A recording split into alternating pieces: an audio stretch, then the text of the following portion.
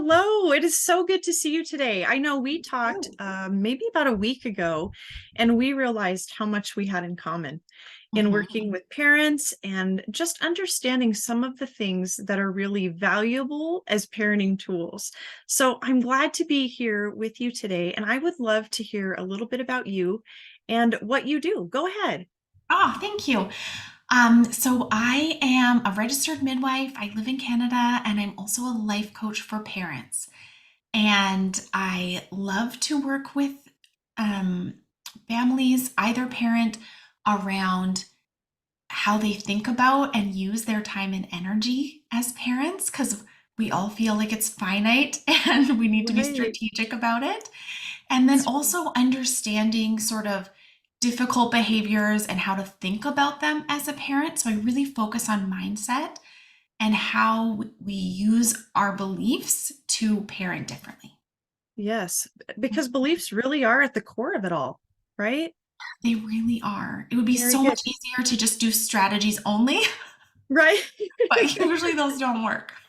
That's right. I totally get it, Jessa. Before we Mm. get much further, I want to make sure people know your last name as well, so that if they want to Oh, look things up on you, they have that. And I don't want to mispronounce it. So, Jessa, what is your full name? yeah. Oh, thank you. My name is Jessa Miyashiro, and the Okay, best place to find me is on Instagram. It's at Jessa X Life. very And good. Amy, will you introduce yourself and tell everyone what you're up to? Absolutely. My name is Jamie Kirkbride, and I am a parenting coach, and I am specializing in helping parents who are raising children who are highly sensitive, highly emotional, intense, and sometimes exhibiting those challenging behaviors. And I'm super excited, put together some great resources lately that I think are really going to help parents figure out how to get others in their life on the same page with their child's issues. And I think sometimes our own mindset going into how we help educate others is really important. And so I think that's where we have a great overlap in what we're doing and talking about mindset. And as we go out and educate others about our child's needs, about their personality, maybe mental health issues, it is so important that we have a healthy mindset going into that. So Mm, I'm super yeah. excited to share this resource with you, with those people that you work with, as well as the people that I'm working with, and that they can have access to you as well. Oh, I'm so excited for this conversation. Yes. Will you start by telling us a bit about your background and sort of how you came to this work that you're doing now? You bet. My background is actually as a licensed professional counselor. And Mm. what I found was that our child had some significant mental health issues. And even as a mental health counselor, I felt frustrated at the lack of resources that there really were to understand what was really going on with him.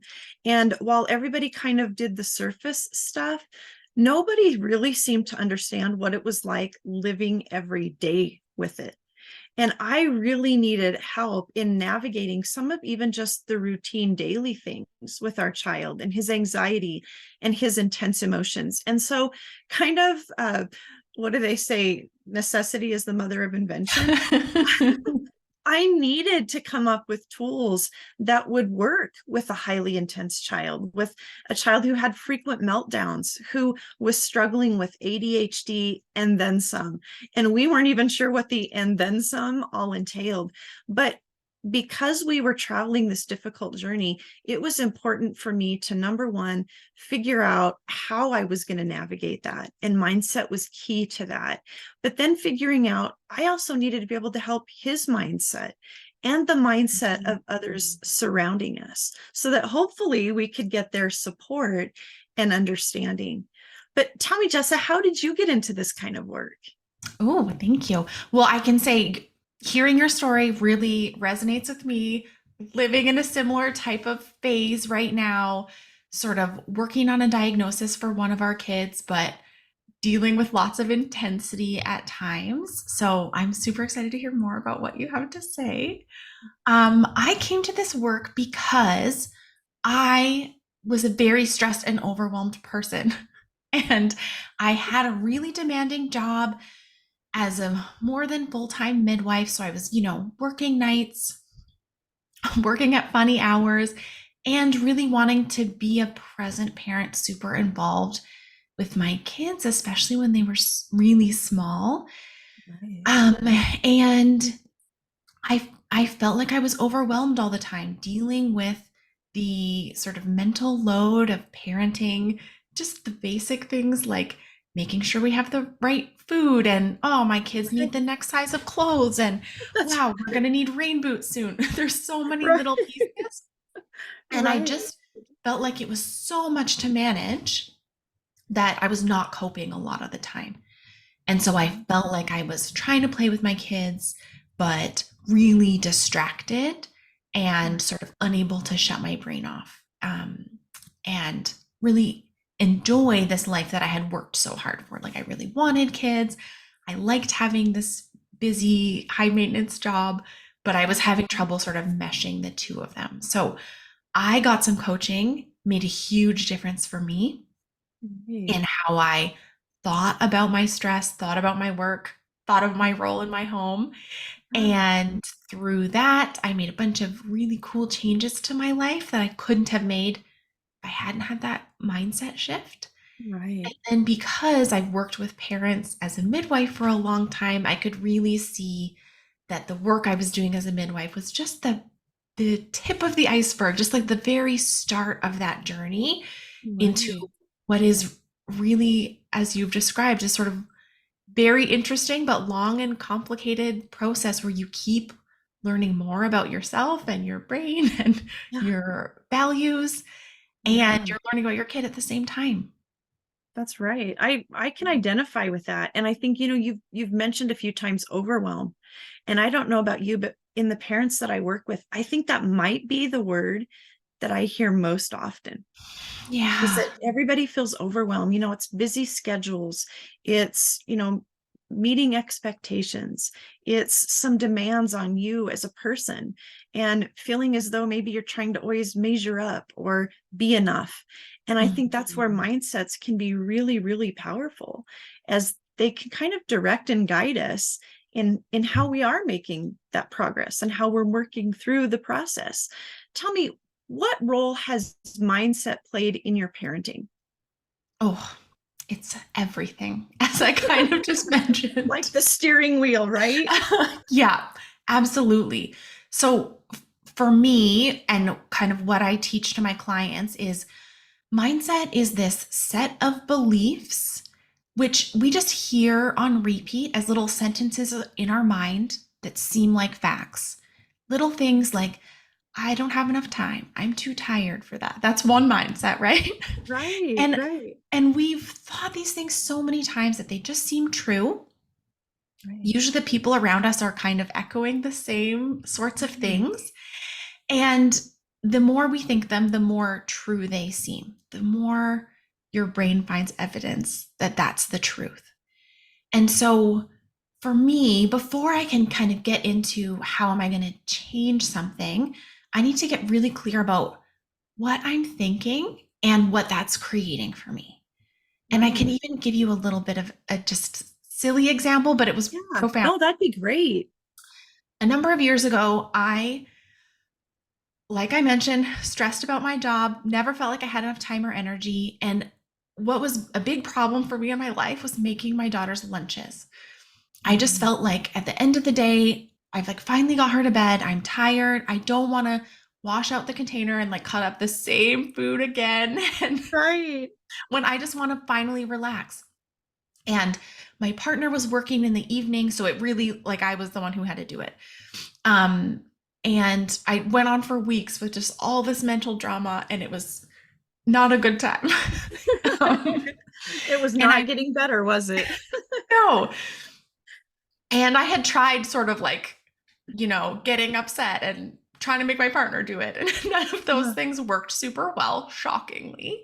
yeah. And so what I really had to do was get into the mindset of this is something that's important to me and it's something I want to do. Like I could probably just buy my daughter food from the gas station on the way to daycare. People do that. Right. And the reason I'm doing this is because I care about what she eats, and making food for her is actually important to me. This is a way that I show my love towards her. When I did that, I was able to really see that as a sort of time for connection with myself. So I was like making the lunch, thinking about my family, but I also would like listen to podcasts that I really like. It sort of just became this fun, relaxing time for me. Right. And what that unlocked was A, this wasn't such a chore. This is just a normal part of life that anyone can do, Right. even me. But also, it allowed me to be more creative. And then I actually started thinking about how could we do this better so that I don't have to do it in this way every night, especially at the times when I'm tired because I worked all day or I was up last night. And Right. so I did end up changing the whole system, and we started meal prepping the lunches, and that meant that my partner could get involved and that I didn't have to do it every night. But I wouldn't have been able to get there if I hadn't changed my mindset first. Right. So it really Mhm. is a powerful thing. It's kind of the guiding light, isn't it?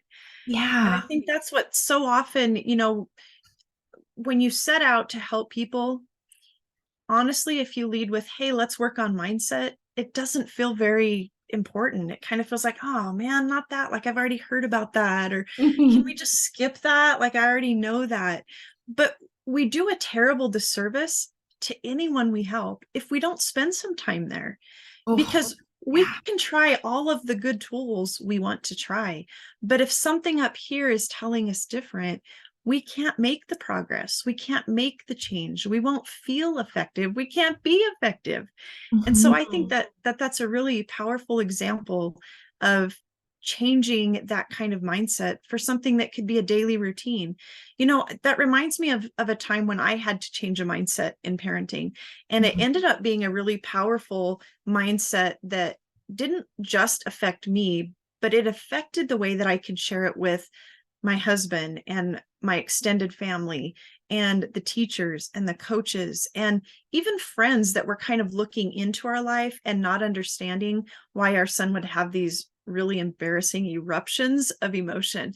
And Mhm. in the moment, I was getting caught up. He would have this massive meltdown, and unfortunately, oftentimes it would be in public Yeah. and it would be embarrassing to me. And so right away I would kick into, I don't look like a very good mom. If I was a good mom, my child wouldn't act like this. Or people are going to be judging what I do, or people are watching me now, or now whatever I do will make people judge if I'm a good parent or not. Or if I can't get a hold of this really quick, I'll look even worse as a parent.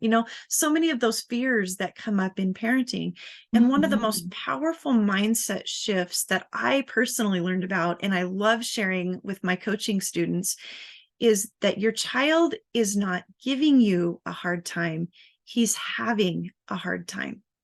And it Mhm. just that simple statement became a mindset that when I started working with him, his behavior, his escalating emotions, rage, meltdown, persistence, or insistence on his way, or even what might appear defiant, became more of an alert to me, kind of like the big red easy button, the big easy button that's saying there's a problem, there's a problem.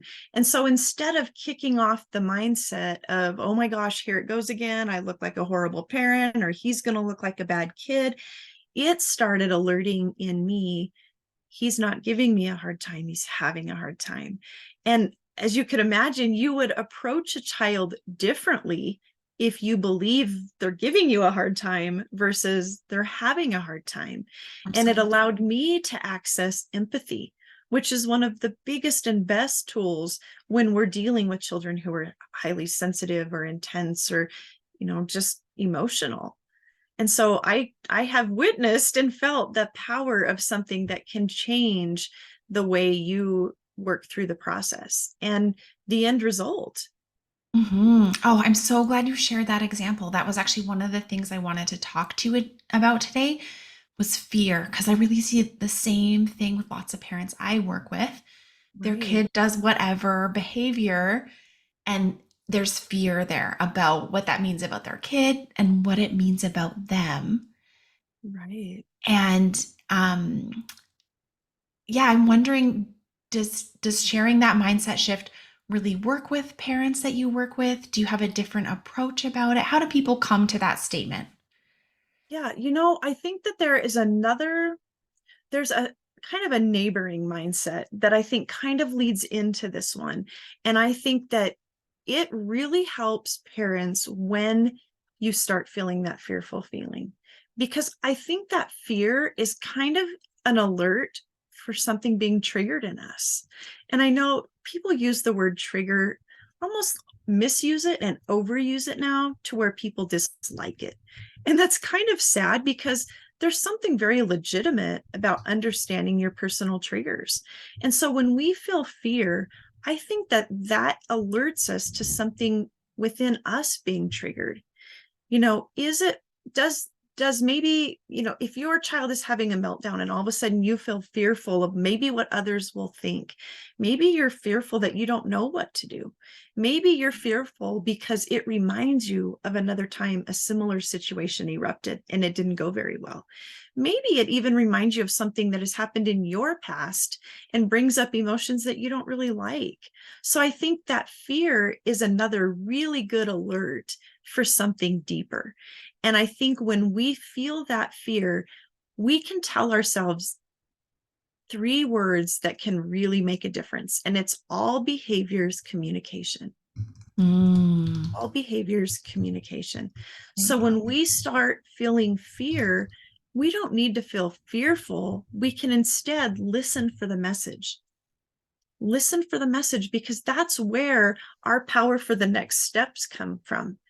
And, fear kind of drives us to overwhelm, or fear might drive us to feeling debilitated or even shut down. But Mhm. instead of fear, if we're thinking behaviors communication, their behaviors communicating something, it puts us in the position of being curious and figuring something out. And it's hard to be fearful when you're working to figure something out. Like, it accesses a very different part of your brain. And instead, you're going to be looking for things. You're going to be problem solving. You're going to be tending to this child that is communicating something. And it's kind of your job to decode that. So I think Mhm. it's a really good, almost like someone's throwing a lifeline out to you.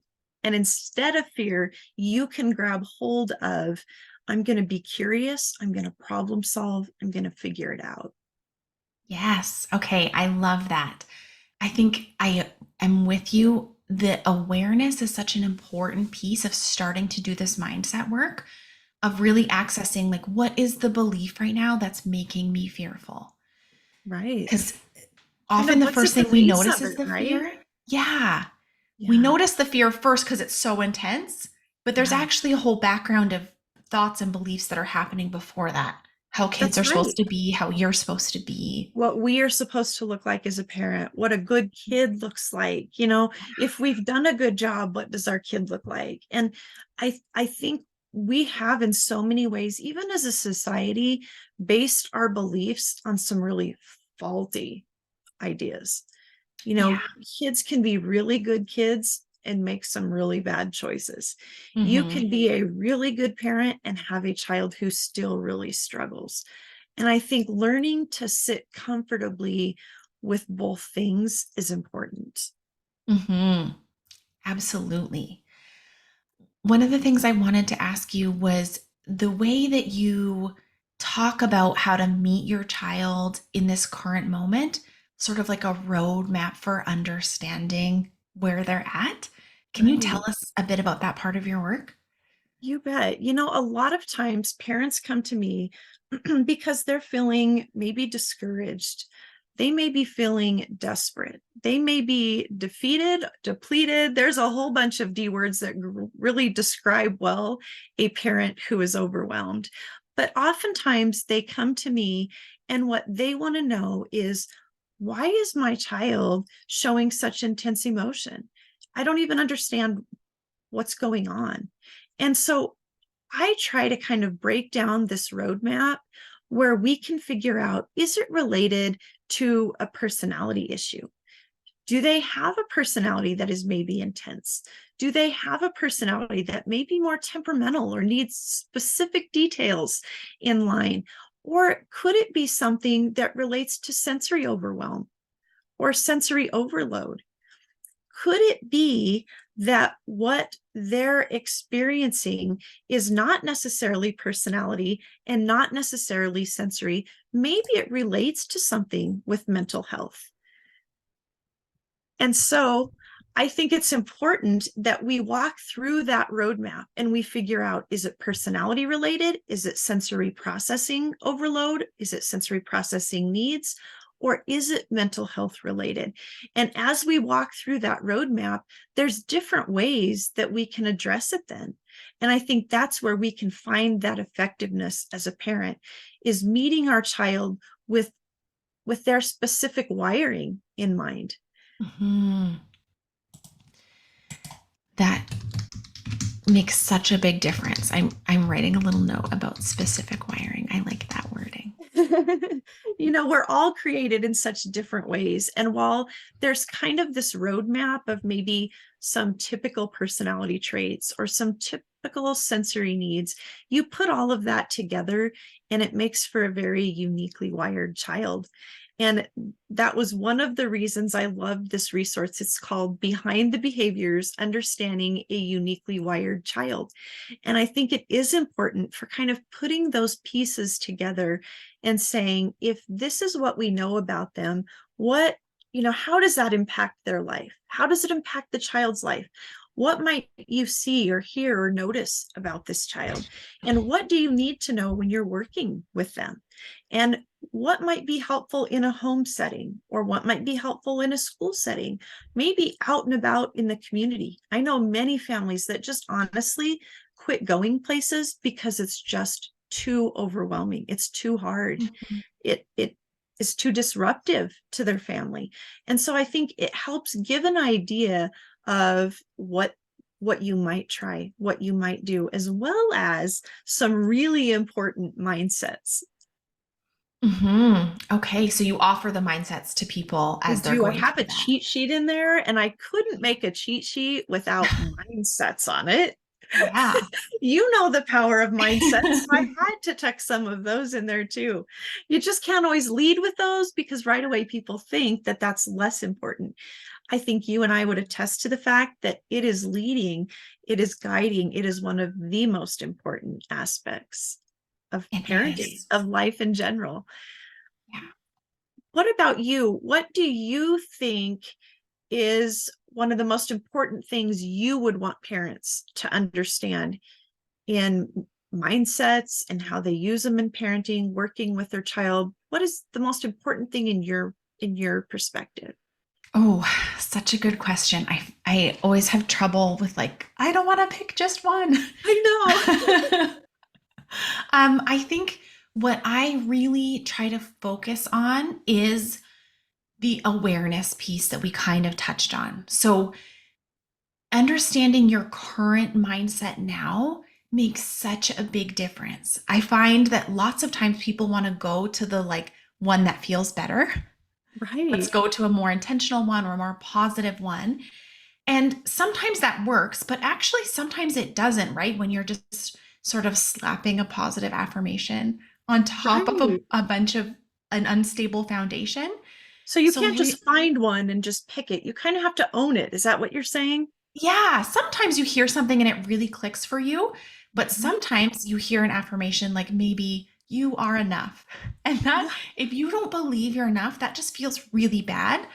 And it's not actually going to help you take any of the actions you wanted to take. So, Right. really coming to that awareness of what's your current mindset. And I go through a whole process of helping folks to understand that. Lots of those things are things that you like and want to keep. And lots of them you're like, wow, that's the voice of my grandma. And I don't Yeah. want to parent the way she did, even though I Yeah. love her. You So have to pick and choose, right? Pick and we choose. need to rewire that one. But until we're really super explicit about what are those little sentences in your mind, it's Mhm. hard to know where to go with the the new statement that you're kind of is your goal statement. or So, the so let me positive ask you mindset. this, Jessa. What if you're a parent and you're aware that you need to change a mindset? Like, what if you can identify, I know this is what I think, and that probably isn't good, but you're like, I just don't know how to change it. Hmm. What do you say to somebody that's like, I don't know? Like, I mean, everybody says, mindset, you can change your mindset, but man, I just really always feel this thing first, or it's just my first thought. How do you change that? Oh, love this question. Two things. Firstly, what really helps for me and most of my clients is understanding what is that thought creating for you right now. So really Mm, understanding the impact of it in your life. And we kind of go through a process of, okay, when I think my kid might be bad or my kid is bad, I feel maybe fear or overwhelm or right. A number of disappointment, emotions, shame, so right? many Yeah. things. So we figure out what is it exactly for you. When you're feeling that way, what are the actions you take? Mm, Probably none of the actions that you really want to take as a parent. Usually we're more controlling, we're more reactive, we're not connected with ourselves or our parenting values or our kid. right. And Reactive. That's a very good word. yeah, Reactive. and so Yeah. then what that creates in your life is like, I'm not the parent I want to be, and I'm not supporting my kid the way I want to, right? Right. So Right. that kind of, for lots of people, gives them the motivation or the understanding that what you're doing now isn't working. You sort of Right. have a vague sense that it isn't working, but in very specific terms, it's like, oh, I'm reactive towards my kid because of this belief. Now I really understand the belief is where I need to go, not to just try and stop being reactive. Right. And then we can think, okay, if I imagine an ideal scenario where I'm not reactive, where I approach my kid with that connection and curiosity first, how do I feel? Probably curious, connected, grounded. Right. Right. And then what do I have to believe about myself and my kid in that moment to make that happen? And that's really where we can start to uncover the mindset pieces that are really going to work for you Yeah. That's in kind that of like scenario. creating a new truth, isn't it? It's, instead of just falling Mm. victim to your past beliefs or past feelings or overwhelming feelings, you're saying this is what I'm going to choose to be true, and because I believe that to be true, this is where it leads me. So it is kind of Mhm. reshaping your truth. It you know is. that's such a powerful thing. I love to think of mantras. I don't know if you incorporate mantras with mindset, but mantras can be another really helpful tool when you're trying to change a mindset. And mantras, for those who may not be familiar, are just kind of short, few little words that just kind of kickstart your thinking process. And for moms, I always like to call them momtras. Cute. And so the mantra may be, instead of fear that you're not a good parent, maybe your mantra is, I am doing my best with the tools I have, or Mhm. I am giving this my very best, or I am working to learn and grow. Instead of I have no idea what to do, I am learning and growing. Instead of Yeah. I'm a bad parent, I am a parent that is willing to learn, and I'm growing. I am enough because I was handpicked to be this child's parent. And you're Mhm. going to be equipped for that job. We're not just chosen for that job without being equipped for that. And it may come in tiny little steps along the way, but I truly believe that our child was created for us and we were created for our child. And I think that's a really powerful belief to approaching parenting. There may be times you don't feel like enough, but the truth is, you are just the parent that was handpicked for that child. And so maybe that becomes your mantra. Mhm. I love those ideas.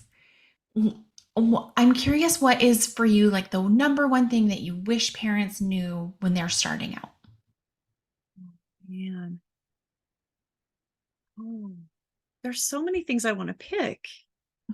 So many things. If I had to pick just one, I think I would maybe say not. everything that a child does. In fact, I think what we learn is that very little that a child does is actually defiant or being what people might consider naughty. And I think it's so easy for us to follow into this path of they do something wrong, there should be a consequence. They do something wrong, there needs to, be something that happens. And I love to just remind parents, kids are learning.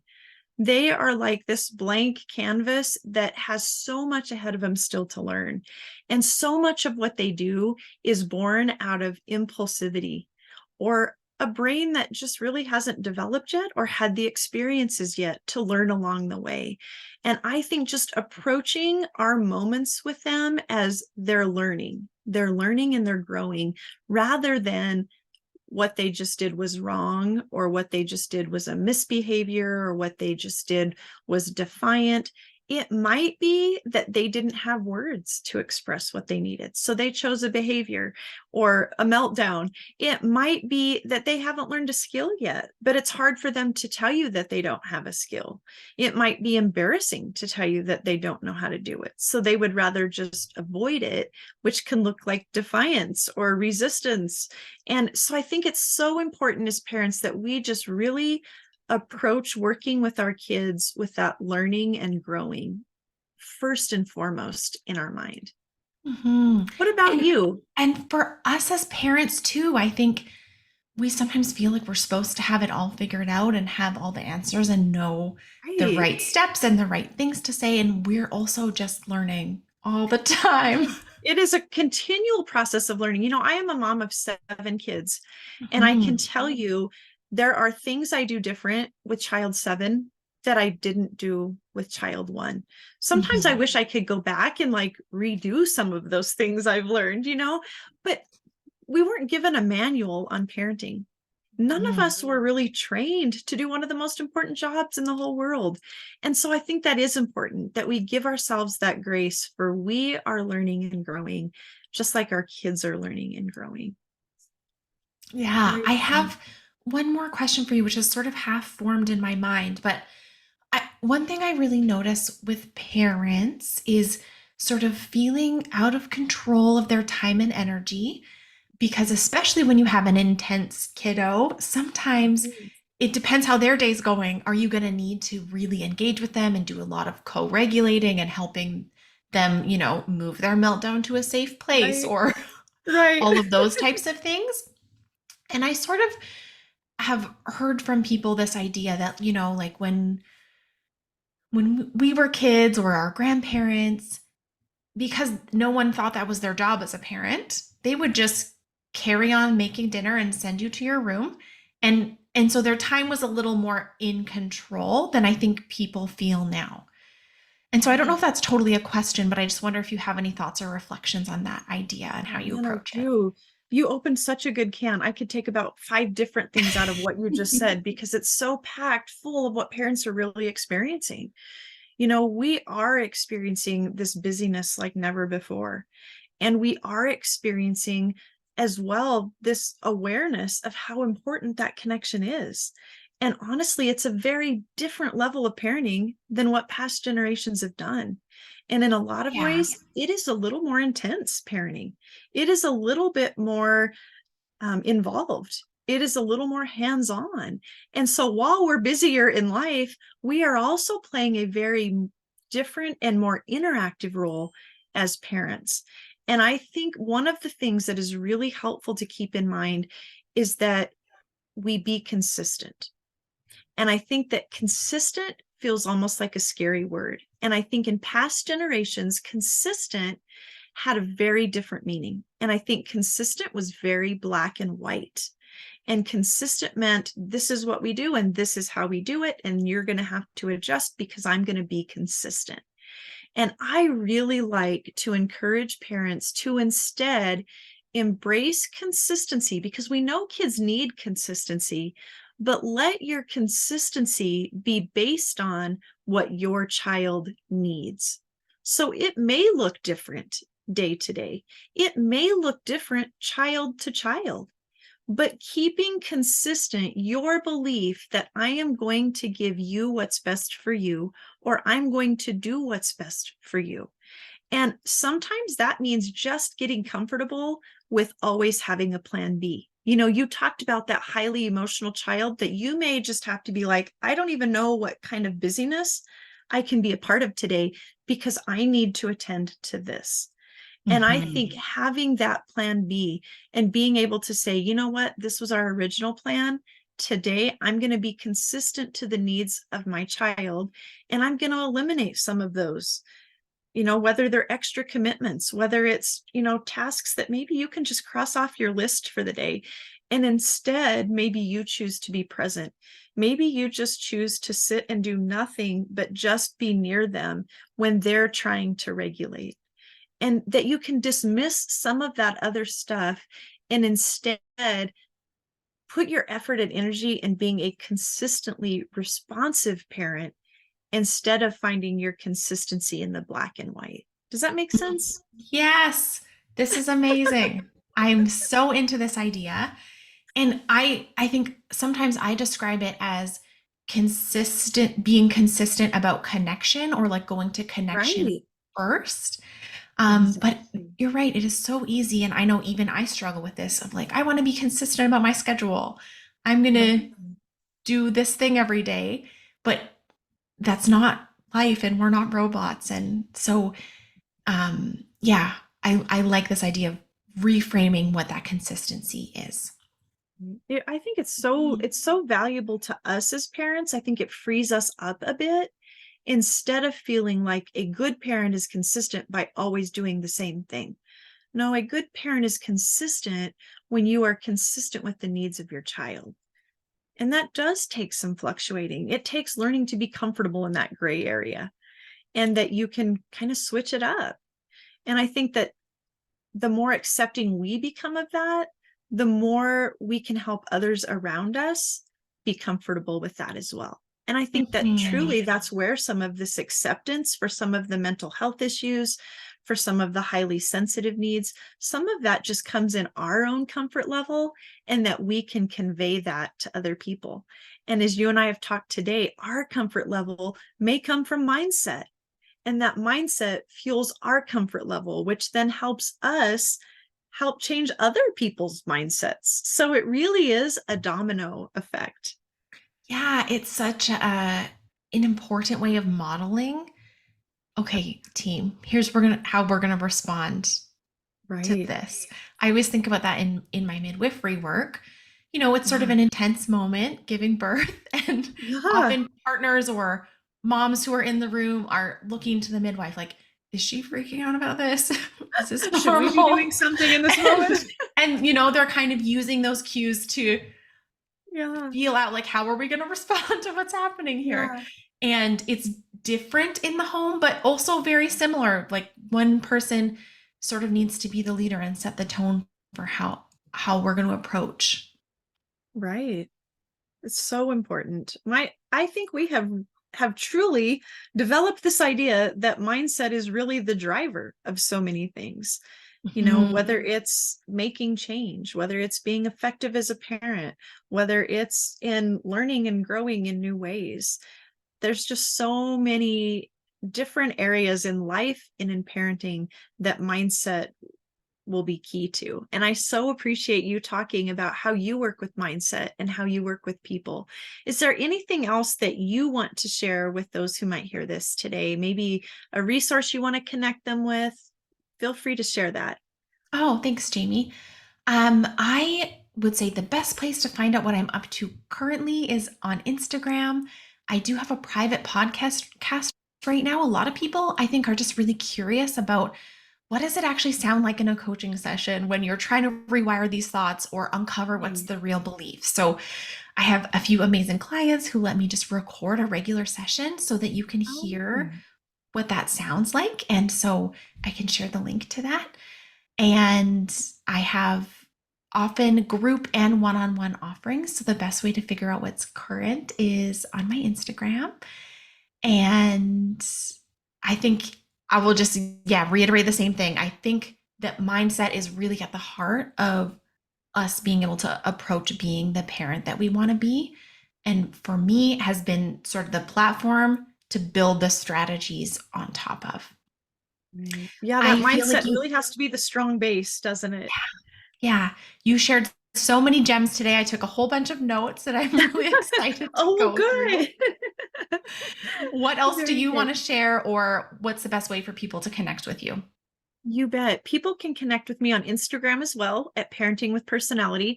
I also have an online Facebook group for a parent support group called Parenting with Personality. I am, let's see, other places you can find me. My website, parentingwithpersonality.com. And I am most excited to share with you this free resource, the Behind the Behaviors, Understanding a Uniquely Wired Child. And you can find that link on my Instagram in the bio link. There is a spot there. If you go to the link tree, it will direct you right to the link where you can get the Behind the Behaviors sent right to your inbox. And like I said, it's free. I would love for it to be a tool that any parent can use in understanding their child better, as well as helping others understand their child better. And I think truly getting those little mindset shifts in place. Mm-hmm. Ah, Very well, thank you good. so much for your time today, Jamie. It was such a delight to chat with you. Well, thank you. I love visiting with you too, Jessa, and I hope that we can connect again in the future. Be Yeah. sure to send me the information for those links, and I will put them in an email or on a post so that people can get those as well. Okay, yes, perfect. I think I have your links, but if I need more, I'll message you. Very good. All right. Have a great day, and thanks Yeah, you again. too. Bye, All Jamie. right.